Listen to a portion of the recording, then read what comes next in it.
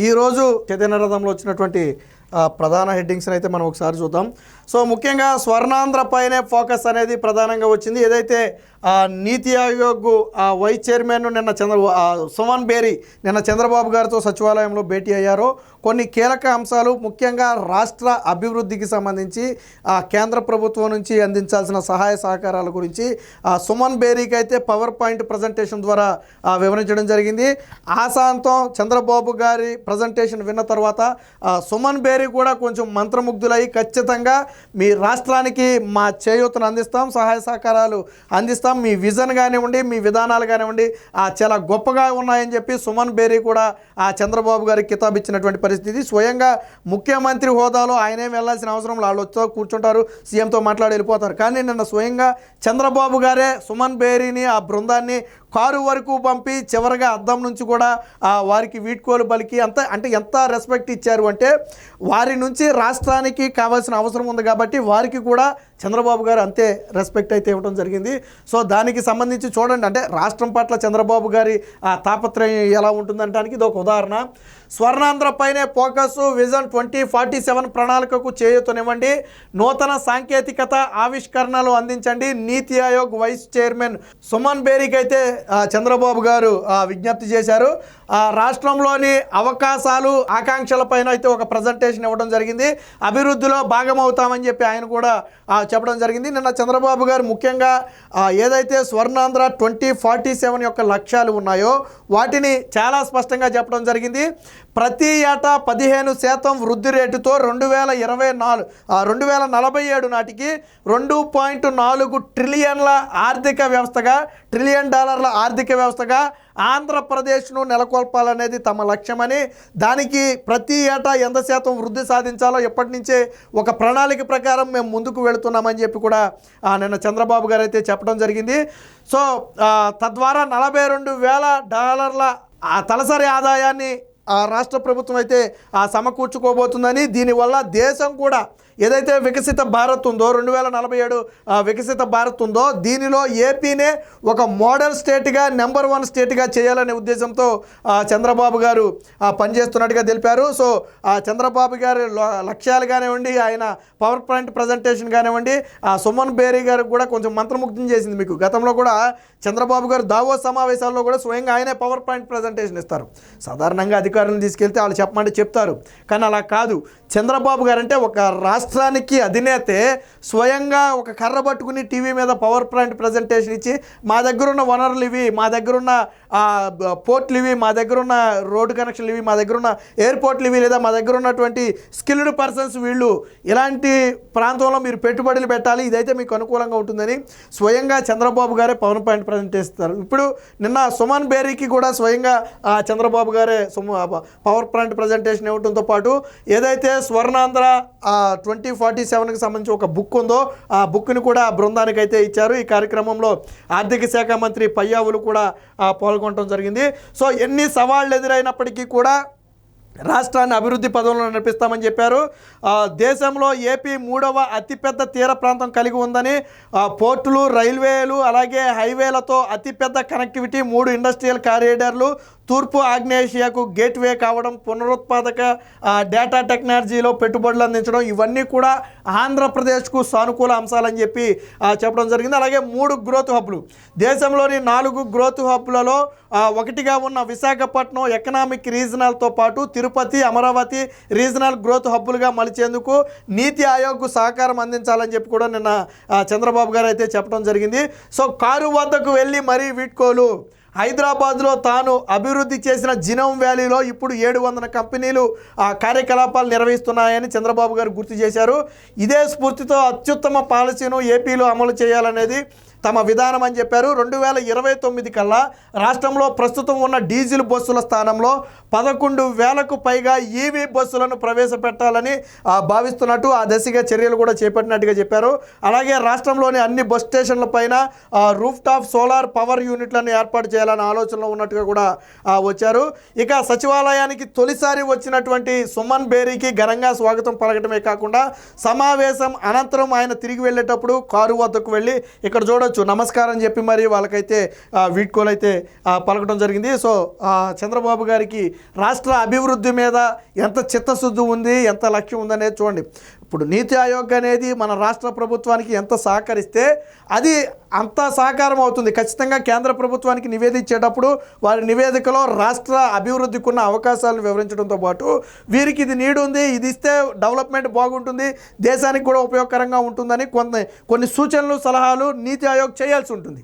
So కాబట్టే నీతి ఆయోగ్ని సగౌరవంగా తీసుకురావడంతో పాటు ఉన్న అవకాశాలన్నిటినీ పోసగుచ్చినట్టుగా వివరించి తిరిగి ఘనంగా వీడ్కోలు పలికైతే పంపడం జరిగింది. ఇది అదే జగన్మోహన్ రెడ్డి లాంటి వ్యక్తి అక్కడ ఉండుంటే వాళ్ళు వచ్చాక అరగంటకో గంటకో వద్దుడు కూర్చుందరు, ఒక 5 నిమిషాలు ఇక పక్కపక్క నవ్వేదుడు, అధికారులు ఏదైనా చెప్తారు, లేకపోతే లేదు, తర్వాత వీళ్ళ దారి నీళ్ళు వెళ్ళిపోవటమే. సో జగన్మోహన్ రెడ్డి ఉంటే అది జరిగి ఉండేది.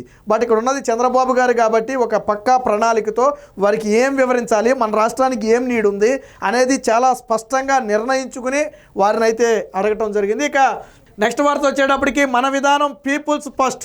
విధ్వంస రాష్ట్రాల్లో ఫలితాలు చూడాలంటే వేగం అవసరం. ఫైళ్ల క్లియరెన్స్లో ర్యాంకులు అనేవి పోటీతత్వాన్ని పెంచడానికేనని చెప్పారు. ఒకరు ఎక్కువ ఇంకొకరు తక్కువ అనే భావన ఇందులో ఏమీ లేదని చెప్పారు. నా స్థానాన్ని నేను కూడా మెరుగుపరుచుకోవాల్సి ఉందని చెప్పి చంద్రబాబు గారే స్వయంగా చెప్పడం జరిగింది. సానుకూల దృక్పథమే ప్రగతి శిఖరాలకు దారి అని చెప్పి ఎక్స్ వేదికగా చంద్రబాబు గారు అయితే చెప్పడం జరిగింది. సో మంత్రులందరికీ కూడా ర్యాంకింగ్స్ ఇచ్చారు, మనందరికీ తెలుసు. అందులో అబ్దుల్ ఫరూక్ ఎవరైతే న్యాయశాఖ మంత్రులు ఉన్నారో ఆయన ప్రథమ స్థానంలో ఉన్నారు. సో ఎందుకనంటే ఫైల్స్ క్లియరెన్స్ అంటే వేగం, పని ఎంత వేగంగా చేస్తున్నారు అనడానికి ఇది ఒక నిదర్శనం. కేవలం ఇది పోటీతత్వం కోసమే తప్ప ఏదో క్లియర్ చేసిన వాళ్ళు మంచోళ్ళు, చేయనోళ్ళు చెడ్డోళ్ళు అనే ఉద్దేశం లేనే లేదని చెప్పి చంద్రబాబు గారే నేను ఇంకా నన్ను కొద్దిగా మెరుగుపరచుకోవాలి, నేను కూడా కొన్ని క్లియర్ చేయాలని చెప్పి ఆయన కూడా చెప్పుకున్నటువంటి పరిస్థితి. సో దీనికి సంబంధించి నేను చంద్రబాబు గారు అయితే మాట్లాడటం జరిగింది. ఇక సాగులో 30% వృద్ధి. రాష్ట్ర వ్యవసాయ అనుబంధ రంగాల్లో రానున్న 5 ఏళ్లలో 30% వృద్ధి రేటు సాధించటమే లక్ష్యంగా చంద్రబాబు గారు నిర్ణయాలు తీసుకున్నారని చెప్పి వ్యవసాయ శాఖ మంత్రిగా ఉన్నటువంటి అచ్చెన్నాయుడు అయితే చెప్పడం జరిగింది. దీనికి సంబంధించి మొత్తం వివరాలన్నింటినీ కూడా ప్రజల ముందు జరిగింది. మొత్తంగా 18 లక్షల హెక్టార్లలో ఉద్యాన పంటలు సాగులో ఉన్నాయని, దాదాపుగా 1.52 లక్షల కోట్ల స్థూల విలువ ఆధారిత ఆదాయం దాని ద్వారా వస్తుందని కూడా చెప్పడం జరిగింది. అలాగే ఖరీఫ్ రబీల్లో వ్యవసాయం అనేది అంటే పెంచడం కోసం ఏదైతే నీటి సౌకర్యం లేకుండా వేయకుండా వదిలేస్తున్నారో వాటిని కూడా సాగులోకి తీసుకురావడానికి ప్రణాళిక సిద్ధం చేసినట్టుగా చెప్పారు. ఇక 5 ఏళ్లలో లక్ష్యాన్ని చేరుకోవాలన్న చంద్రబాబు వ్యవసాయ అనుబంధ రంగాల్లో ప్రగతికి కీలక నిర్ణయాలు, ఉద్యాన పంటల ప్రోత్సాహానికి సిద్ధమైన ప్రణాళిక, NREGF నిధుల వినియోగం పైన కూడా ఆదేశాలు. ఇక ఏటా 3 పంటలకు నీళ్ళు ఇవ్వడానికి సన్నాహాలు. ఇది ఖచ్చితంగా రైతులకు ఒక వరం. వాస్తవానికి కొన్ని ప్రాంతాల్లో 1 పంట, మరి కొన్ని ప్రాంతాల్లో 2 పంటలు పండుతున్నాయి. బట్ 3వ పంటకు కూడా నీళ్లు ఇవ్వాలని చెప్పి ఒక నిర్ణయానికి అయితే వచ్చారు. దీనివల్ల వ్యవసాయం అభివృద్ధి చెందడంతో పాటు వ్యవసాయం ద్వారా వచ్చే ఆదాయం కూడా ఖచ్చితంగా పెరుగుతుంది, వారి జీవనోపాధి కూడా మెరుగుపడుతుంది అనేది దీని ముఖ్య లక్ష్యం. సో సూక్ష్మ పోషకాలు, సాయిల్ పరీక్షలపైన కూడా సుదీర్ఘ చర్చ. అనుబంధ రంగాల నుంచి డ్వాక్రాలకు ఆదాయ మార్గాలు మీడియాకు వెల్లడించిన మంత్రి అచ్చెన్న. ఇదే సమయంలో వ్యవసాయ అనుబంధ రంగాల నుంచి డ్వాక్రా మహిళలకు కూడా కొంత ఆదాయం వచ్చే విధంగా ప్రణాళిక సిద్ధం చేస్తున్నారు. అంటే కొన్ని వ్యవసాయ ఉత్పత్తులను డ్వాక్రా మహిళల చేతిలో పెట్టి వాటి ద్వారా ఏదైనా అవకాశం ఉన్న అంటే ఒక పరిశ్రమలో చిన్న పరిశ్రమలో లేదా వారి చేతుల నుంచి ఎక్స్పోర్ట్ చేయడం, ఇలాగా డ్వాక్రా మహిళలకు కూడా ఆదాయం వచ్చే విధంగా ప్రణాళికలు అయితే సిద్ధం చేస్తున్నట్టుగా చెప్పారు. ఇవి నిన్న మంత్రివర్గ నిర్ణయాలకు సంబంధించి. ఇక నిన్న ఒక సంచలన నిర్ణయం అయితే రాష్ట్ర ప్రభుత్వం తీసుకుందని చెప్పొచ్చు. గతంలో ఎన్నడూ లేని విధంగా ఇంటర్మీడియట్ హాల్ టికెట్లను ఈసారి వాట్సాప్లోనే డౌన్లోడ్ చేసుకోవచ్చు. సో దానికి సంబంధించి నిన్న స్వయంగా నారా లోకేషే చెప్పడం జరిగింది. దానికి సంబంధించి ఎలా డౌన్లోడ్ చేసుకోవాలనేది కూడా వీడియో రూపంలో సోషల్ మీడియాలో ప్రజెంటించడం జరిగింది. సులభంగా డౌన్లోడ్ చేసుకోండి, పరీక్షల్లో మెరుగ్గా రాణించాలి, విద్యార్థులకు ఆల్ ది బెస్ట్ మంత్రి లోకేష్ అయితే విషెస్. గతంలో ఒకప్పుడు ఏంటంటే కాలేజీలు ఇస్తే తీసుకునేవాళ్ళు, ఆ తర్వాత ఆన్లైన్లో తీసేసుకునే సిస్టమ్ వచ్చింది. ఇప్పుడు స్వయంగా ఇక వాట్సాప్లోనే అరిచేతిలోనే ప్రపంచం అనే అనే వ్యాఖ్య ఉంది. దానికి నిదర్శనమే ఇప్పుడు ఆంధ్రప్రదేశ్ తీసుకొచ్చినటువంటి వాట్సాప్ గవర్నెన్స్. సో దానిలో భాగంగా ఇంటర్మీడియట్ విద్యార్థులకు హాల్ టికెట్లు ఇవ్వటం, దీనికి సంబంధించి సోషల్ మీడియాలో కూడా చాలా మంచి నిర్ణయం తీసుకున్నారు. ఇది ఒక సుపరిణామం. ఇలాగే దినదినాభివృద్ధి చెందాలని చెప్పి కామెంట్స్ కూడా పెట్టడం జరిగింది. ఇక జగన్మోహన్ రెడ్డి మీద అయితే విమర్శలు చేశారు. అబద్ధాల ఆస్కార్ జగన్ కేన్ అని చెప్పి గుమ్మడి సంధ్యారాణి అయితే వ్యాఖ్యానించారు. దీనికి సంబంధించి నిన్న పార్టీ ఆఫీసులో అయితే మాట్లాడడం జరిగింది. దోచుకోవడం ఆయన నైజం, కూటమి ప్రభుత్వమై దుష్ప్రచారం సిగ్గుచేటని చెప్పి చెప్పడం జరిగింది. ఇక ఫోన్లోనే ధృవపత్రాలు అని చెప్పి కాటంనేని భాస్కర్, ఎవరైతే ఐటీ ఆర్టీజీ శాఖ కార్యదర్శి కాటంనేని భాస్కర్ ఉన్నారో ఆయన నిన్న మీడియా సమావేశంతో అయితే మాట్లాడటం జరిగింది. ఇప్పుడు ఉన్నటువంటి 161 సేవలకు దాదాపు మరొక 250 నుంచి 300 సేవలు కూడా కలుస్తాయని, ఇవి ప్రస్తుతానికి ఇప్పటివరకు ఉన్న సమాచారం ప్రకారం సమర్థవంతంగా వినియోగించుకుంటున్నారని, అయితే ప్రజల్లో మరింత అవగాహన దీని మీద కల్పించాల్సి ఉందని కూడా చెప్పడం జరిగింది. ప్రతి పౌరుడికి డిజీ లాకర్ సదుపాయం కల్పిస్తాం. వాట్సాప్లోనే అన్ని పత్రాలు డౌన్లోడ్ చేసుకోవచ్చు. డేటా అనుసంధానంతోనే పౌరులకు మెరుగైన సేవలు. ఆ ప్రక్రియను అధికారులు సత్వరమే పూర్తి చేయాలి. ప్రతి శాఖలో కూడా చిప్ డేటా టెక్నికల్ అధికారిని నియమించాలని చెప్పి నిన్న కాటంనేని భాస్కర్ అయితే ఆదేశాలు ఇచ్చారు. ఇక కార్యాలయాల చుట్టూ తిరగాల్సిన అవసరం లేదు. దాదాపుగా 161 సర్టిఫికేట్లు, ఇప్పుడు మనం చెప్పుకున్న ఏ సర్టిఫికేట్ కూడా ఒకప్పుడు మనకి ఫోన్లో వచ్చేది కాదు. బట్ ఇప్పుడు ఈ 161 సేవలు కూడా మనం అడుగు బయట పెట్టకుండానే, లేదా గతంలో వేరు చోట్లకు వెళ్ళి చేయించుకోవాల్సిన పనులను ఇప్పుడు వాట్సాప్ ద్వారానే చేయించుకునే పరిస్థితి, అత్యంత సెక్యూరు, అత్యంత సులభతరం కూడా సో తీసుకొచ్చారు. సో ఇదే ఒక మెరుపు. దీంతో పాటు మరిన్ని సేవలను కూడా యాడ్ చేస్తామని చెప్పి స్వయంగా చంద్రబాబు గారు, లోకేష్ చెప్పడం జరిగింది. నిన్న కాటంనేని భాస్కర్ కూడా అదే విషయాన్ని చెప్పాడు. అంటే రానున్న రోజుల్లో మీకు కావాల్సిన అన్ని ధృవపత్రాలను మీరు వాట్సాప్ నుంచే పొందవచ్చు. కాళ్ళు అరిగేలాగా కార్యాలయాల చుట్టూ తిరగాల్సిన అవసరం కానీ, వారికి లంచాలు ఇవ్వాల్సిన అవసరం కానీ లేనే లేదు. ఇప్పటివరకు సాధారణంగా కార్యాలయానికి వెళ్ళటం కంటే వెళ్ళిన తర్వాత ఆ పని కోసం లంచం ఇవ్వటమే ప్రధానంగా ఉండేది. సాధారణంగా ఎక్కడైనా జరిగేదే. సరే దీన్ని పూర్తిగా రూపుమాపగలదామా అంటే అలా రూపుమాపలేం. బట్ ఇప్పుడు వాట్సాప్ మన చేతుల్లో ఉంది. సో కాబట్టి మన చేతితో మనమే డౌన్లోడ్ చేసుకోవచ్చు. ఒక అధికారితో మనకు ఎటువంటి పని లేదు. వాటిని ఫైనల్గా అక్కడ ధృవీకరించి మనకు అప్రూవ్ చేయాల్సిన బాధ్యత గవర్నమెంట్ అధికారుల మీద ఉంటుంది. సో ఇదొక ఖచ్చితంగా మంచి నిర్ణయం అని చెప్పి చెప్పవచ్చు. ఇక అబద్ధాలు అసత్యాలే జగన్ అజెండా అని చెప్పి జగన్ ప్రెస్ మీట్ పైన విమర్శలు అయితే టీడీపీ రాష్ట్ర అధ్యక్షుడు పల్లా అయితే చేయడం జరిగింది. విశ్వసనీయతకు అర్థం తెలియని విధ్వంస పాలకుడు ప్రజా తీర్పును అపహాస్యం చేస్తున్నాడని చెప్పి 5 ఏళ్లలో పూర్తిగా దోచుకున్నారని చెప్పి అయితే పల్లా శ్రీనివాస్ అయితే ధ్వజమెత్తడం జరిగింది. ఇక అదే జగన్ మీద తుగ్లక్ను మరిపించి 5 ఏళ్లు పిచ్చి పాలన చేశారని చెప్పి నిమ్మల రామానాయుడు కూడా జగన్మోహన్ రెడ్డి మీద అయితే విమర్శలు చేశారు. పోలవరాన్ని రివర్స్ టెండరింగ్ పేరుతో పోలవరాన్ని భ్రష్టు పట్టించారని కూడా ఆయన చెప్పడం జరిగింది. ఇక మంగళగిరి ఎయిమ్స్ అభివృద్ధికి పూర్తి సహకారం అందిస్తామని చెప్పి వైద్య ఆరోగ్య శాఖ మంత్రి సత్యకుమార్ అయితే హామీ ఇవ్వడం జరిగింది. ఇప్పుడే దానికి సంబంధించి పూర్తి సౌకర్యాలు కల్పిస్తామని గతంలో చంద్రబాబు గారు కూడా హామీ ఇచ్చారు. దానికి సంబంధించి అయితే ఉంది.